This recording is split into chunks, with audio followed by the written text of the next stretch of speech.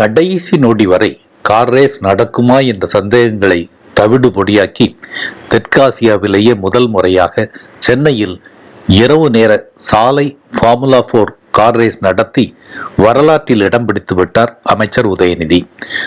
நேற்று முதல் கட்டமாக நடைபெற்ற கார் ரேஸ் போட்டியில் அதிவேக கார்கள் மட்டுமல்ல, இரட்டை சக்கரத்தில் மரண சாகசம் நிகழ்த்திய கார்களும் சென்னை மக்களின் கண்களுக்கு விருந்தளித்தன.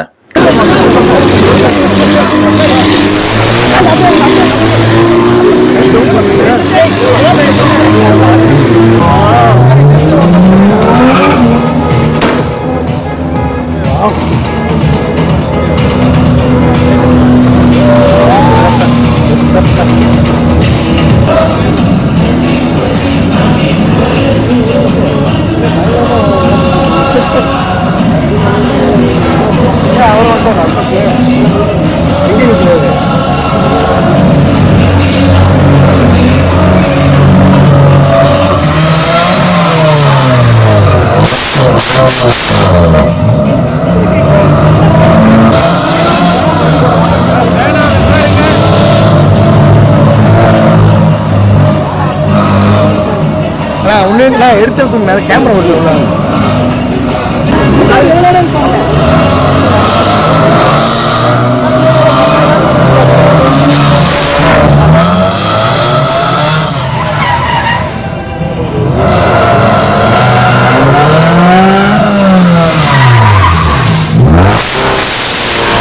FIA சான்றிதழ் கிடைப்பதில் சிக்கல் ஏற்பட்டதால் கார் ரேஸ் நடைபெறுமா இல்லையா என்ற குழப்பம் நேற்று மாலை 6 மணி வரை இருந்தது. 6 மணிக்கு கூட சில போட்டியாளர்கள் அறைக்கு திரும்பும் நிலை இருந்தது.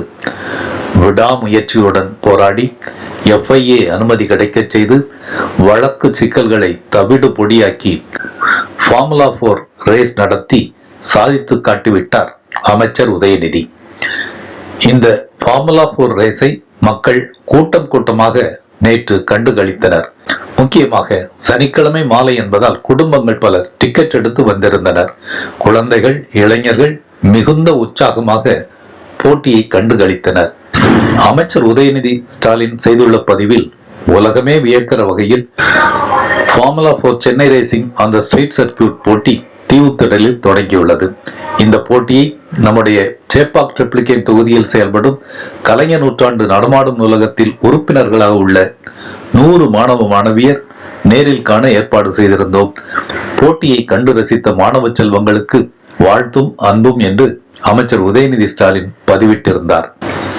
இன்றும் நடைபெறவிருக்கும் இந்த இரவு நேர காற்பந்தய போட்டி உலக அளவில் இந்தியாவுக்கும் தமிழ்நாட்டுக்கும் விளையாட்டுத் துறையில் தனி இடத்தை பெற்று தந்துள்ளது என்பது மறுக்க முடியாத உண்மை.